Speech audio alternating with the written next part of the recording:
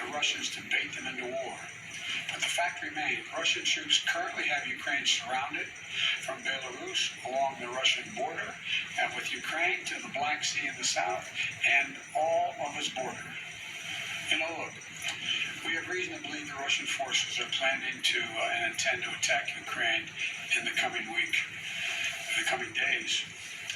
We believe that they will target Ukraine's capital, Kyiv, a city of 2.8 million innocent people. We're calling out Russia's plans loudly and repeatedly, not because we want a conflict, but because we're doing everything in our power to remove any reason that Russia may give to justify invading Ukraine and prevent them from moving.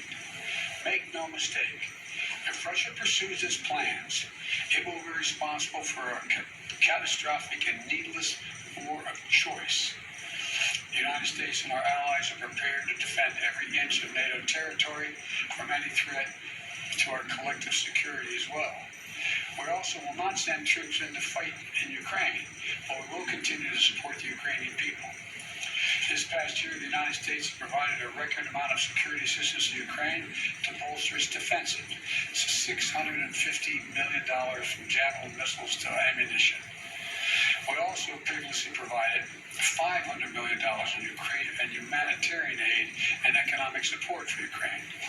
And earlier this week, we also announced an additional sovereign loan guarantee of up to $1 billion to strengthen Ukraine's economic resilience.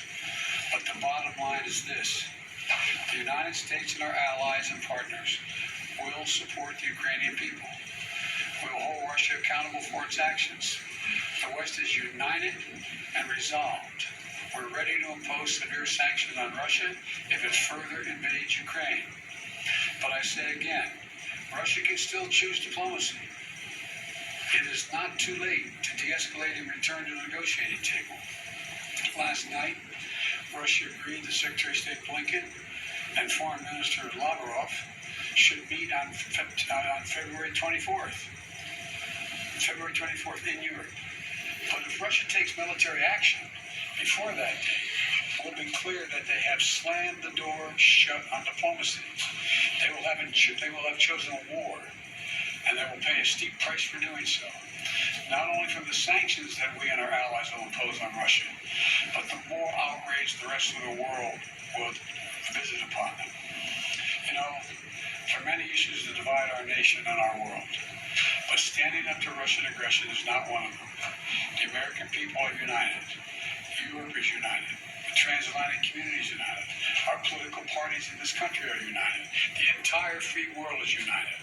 Russia has a choice between war and all the suffering it will bring, or diplomacy that will make a future safer for everyone. Now I'm happy to take a few questions. Nancy from Bloomberg.